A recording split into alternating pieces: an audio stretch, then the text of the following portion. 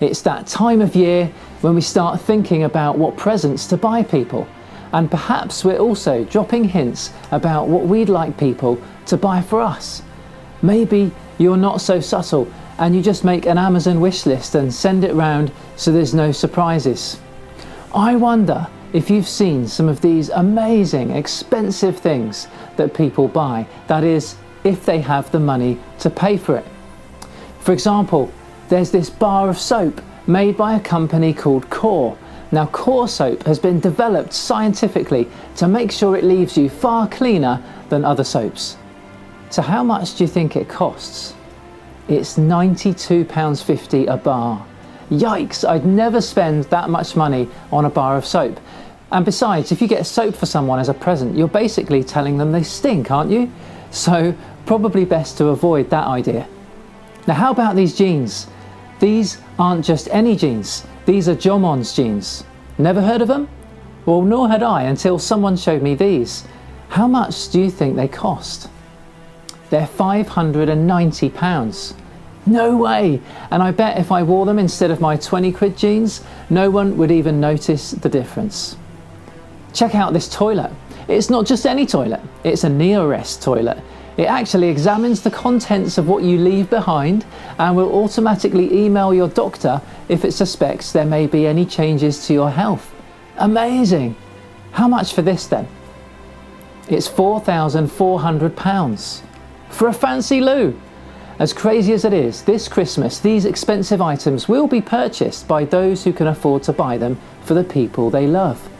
Some people will receive a bar of Core soap and be cleaner than ever before, and everyone who thought they stank will probably be grateful as well.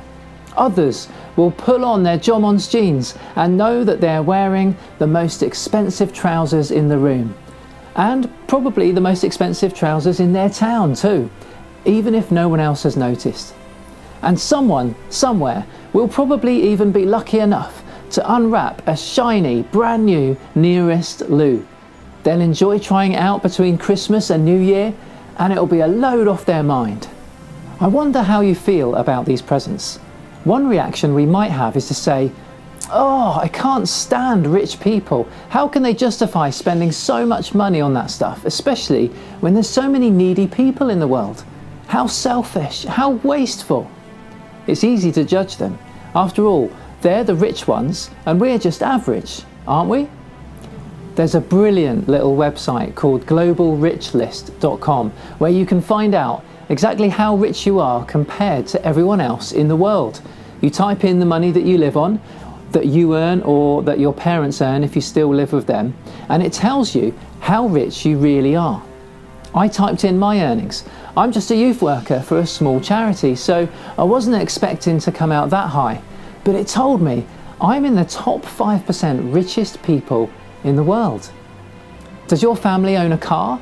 92% of the people in the world today don't have a car to drive them around. They'd say we're rich. I wonder if they would judge us like we might judge someone who spends 500 quid on a pair of jeans. Do you have access to clean water? About 1 billion people in the world today don't even have this. As we turn on the tap at home to make a drink, maybe we should feel grateful again that we weren't born somewhere else. Have you eaten today? About 800 million people won't eat today. About 300 million of them are children. Maybe one good thing coming out of the pandemic and lockdown could be that we start to realise what's truly important in life and start to feel grateful again. We are rich. And this Christmas is a big moment for us rich folks to get it wrong again. People in the UK spend £77 billion every year at Christmas time. People go into debt over it too, spending money they don't even have on things they don't really need. The adverts started early as always, didn't they? And we all start making lists of what we want and who we need to buy for. How much of it ends up in the bin before next year? And if we're not careful, instead of being rich people who are also grateful and generous, we're just rich people who are selfish and wasteful all over again. Christians as well, like me, face a challenge at this time of year too. I'm in danger of celebrating the most generous gift to mankind by wasting a load of money on presents nobody needs or wants, and then stuffing myself full of sprouts and Christmas cake. It's awful. So here's my cunning plan, and it's so easy that all of us can do it if we make sure we remember what I'm about to tell you. This Christmas, at the top of your wish lists, how about asking those who love you to buy you a gift that's not for you? Ask them instead to buy you a gift that will save and transform lives somewhere else in the world. Tell people about the Oxfam online shop and ask them to get you things from there. Things like safe water for a family of 10, which costs just £15. They'll probably buy you the things you want for yourself as well anyway, or they may not. Either way, at least you'll know that some of the giving this Christmas is saving and transforming lives. And there's nothing stopping you from buying presents for others from the Oxfam online shop too. That way you can be sure that some of the giving this year will save and transform lives. Saving and transforming lives? I think that's the kind of thing God had in mind when he came. And it's probably something well worth celebrating this Christmas.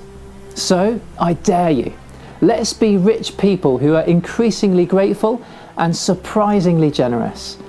I'll finish with a time of reflection and I'll pray. If you're someone who prays, then feel free to be talking to God with me. And if that's not you, then maybe just use this time to think about what you've heard and what you're going to do about it as well. So Father God, I thank you so much for your amazing generosity to us in so many ways every day. Please protect us, God, from feeling entitled or that we're somehow owed the things that we have, but rather help us to grow in gratitude and be those who find ways to be surprisingly generous this Christmas, and even to use some of our wealth to save and transform lives around the world. In Jesus' name, Amen. Thanks for listening, guys, and Merry Christmas.